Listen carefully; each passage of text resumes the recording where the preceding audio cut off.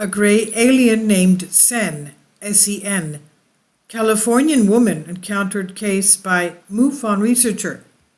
MUFON researcher Preston Dennett recorded the instance of the extraterrestrial contact of a lady from California in his book Wondrous 25 True UFO Encounters. She told him about her encounters with ET, which she was having since childhood, but she understood it after meeting one of them later in life. The most so-called common extraterrestrial species described by contactees and witnesses is gray. The gray aliens. There are various accounts recorded in the government files where grays are widely discussed. Preston Dennett, a well-known UFO researcher, has the interesting case of a woman from California who encountered a gray alien named Sen. It should be noted that all the cases investigated and recorded by Preston Dennett are based on real events. He began studying UFOs and the paranormal in 1986 when he discovered that his family, friends, and co-workers were having dramatic unexplained encounters. Since then, he has interviewed hundreds of witnesses and investigated a wide variety of paranormal phenomena. He is a field investigator for the Mutual UFO Network, MUFON in short, a ghost hunter, a paranormal researcher, and an author of 28 books and more than 100 articles on UFOs and also the paranormal. In his book Wondrous 25 True UFO Encounters, published in 2021, Dennett presented the encounters of Julia, that's her pseudonym here, and what she learned from Gray called Sen about her own encounters and the alien agenda on our planet. So they have an agenda, whether we like it or not. Because, they're quote unquote benevolent, even though they don't like us talking back to them. Now, going back to this, the 19-year-old Julia left her family and home in Prunedale, California. Her childhood had been difficult, filled with unexplained events. She had tried to get help from her parents, but they were strict and did not understand her. So Julia left everything behind and decided to get as far away from her home as she could. In other words, she ran away from home. She decided to just drop the subject, not to think about it, and move on with her life. But in 2011, everything changed. She had a sudden and very strong impulse to move back to California, and as she said, quote, "I honestly can't tell you why I felt like I was being directed to do this," end quote. So she and her boyfriend moved to Pacific Grove, California, and this is when her life started to get really strange again. She started having some weird harmonic ringing sounds in her ear, and her right ear was like tinnitus. She went to the doctor, but he could not explain it. There were no insects in her ear canal as she feared, and it was not tinnitus. The doctor had no diagnosis about what she was hearing in her ear. UFO sightings. Then came the UFO sightings, weird glowing orbs hovering over the house. One evening, there was a ship overhead. Julia saw it through the skylight above her bed. The next thing she knew, she was paralyzed. How convenient. The skylight was right above her head, and the UFO was right above the skylight above her head, above her bed. A short time later, she fell asleep.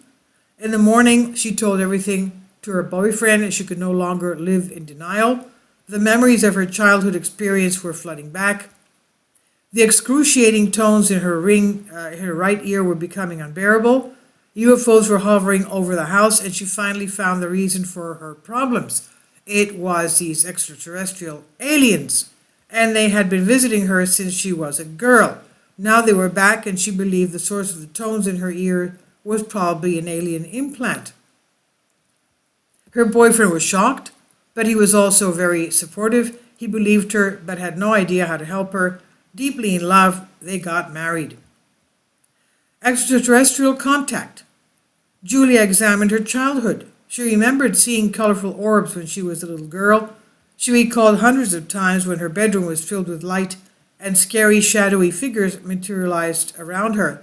She remembered a dramatic UFO sighting of a giant flying saucer when she was 10.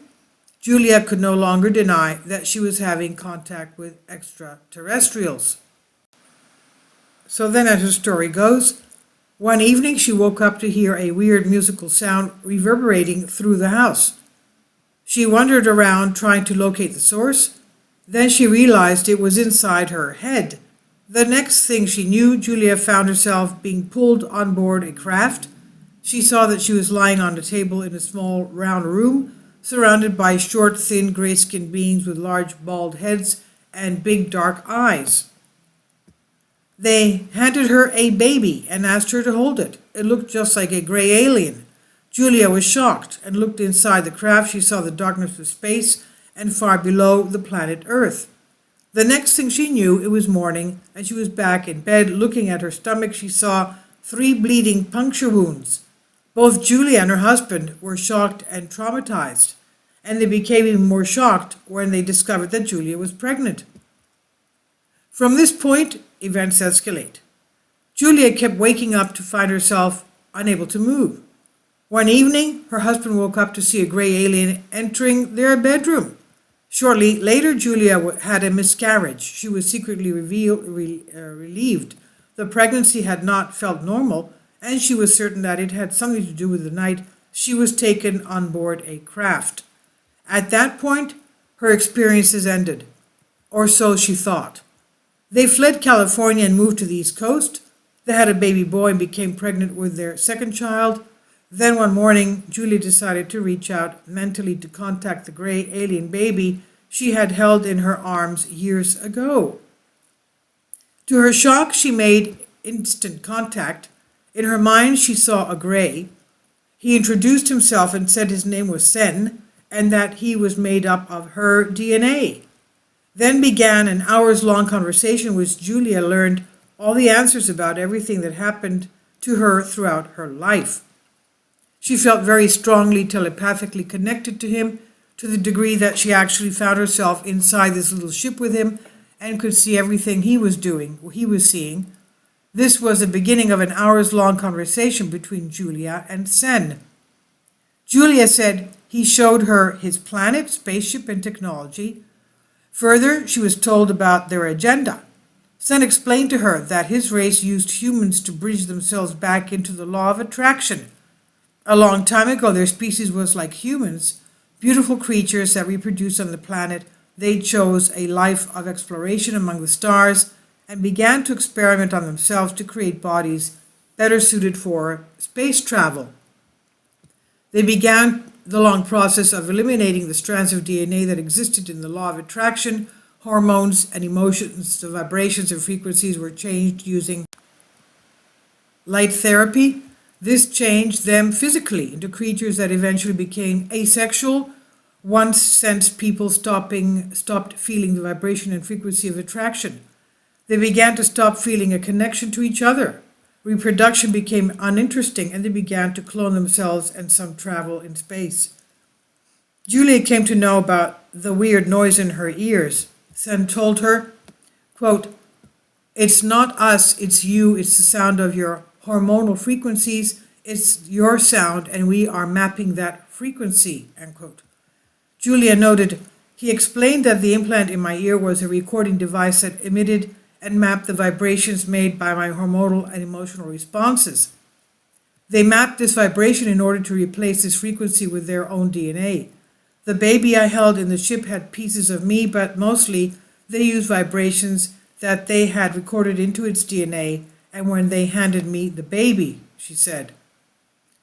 What can I tell you? That's her account. Of course, again, we have no proof at hand, not even a picture of him.